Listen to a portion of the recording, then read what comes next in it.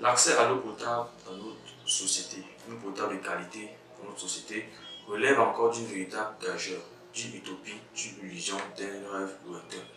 Les populations dans les zones reculées, dans les campagnes, parcourent souvent des milliers de kilomètres à la recherche du précieux sésame, ce au péril de leur vie et au sacrifice de leurs études pour les plus jeunes qui vont à l'école.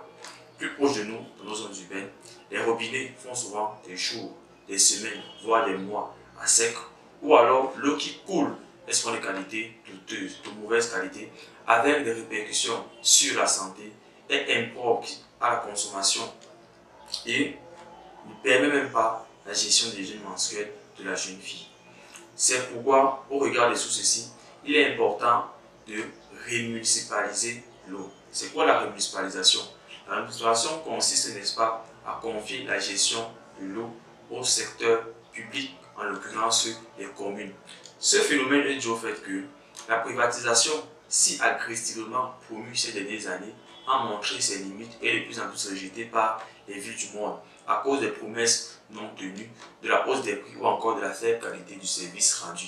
Tenez par exemple, selon le programme commun de suivi d'accès à l'eau potable et à l'assainissement mis en place par l'UNICEF et l'OMS, en 1990 et 2008, nous avons eu un taux de couverture de 24%, soit de 50% en 1990 à 74% en 2008.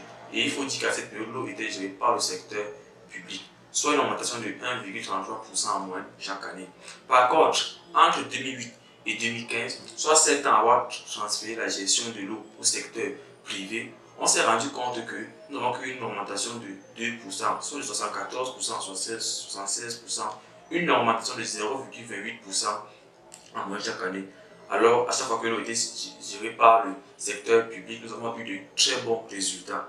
Il faut également dire que la période qui précède la privatisation de la SNEC, nous n'avons eu aucun licenciement, aucun conflit de travail.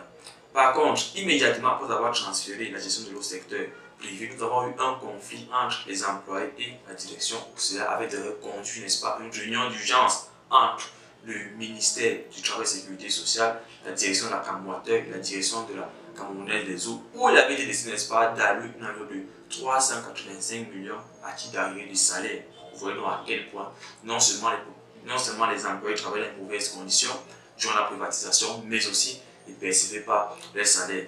Bien plus, la rémunicipalisation de l'eau a un enjeu très important au niveau de la politique. Sens qu'on va de plus en plus vers l'accélération ou encore le renforcement de la décentralisation.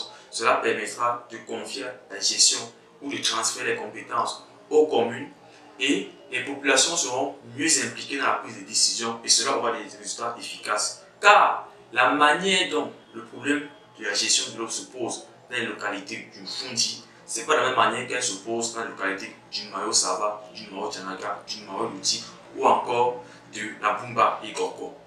Il est donc important de rémunicipaliser l'eau car ça nous permet d'avoir des services d'eau de qualité, socialement désirables, écologiquement soutenables, au grand bénéfice des générations actuelles et des générations futures. Nous avons compris, mesdames et messieurs, nous menons cette campagne et il est important que les décideurs politiques prennent cela en compte. Moi, Galionel, étudiant à la faculté de musique politique de Sierra Leone 2, ambassadeur junior à l'Assemblée parlementaire des Nations Unies pour le Cameroun, je vous remercie.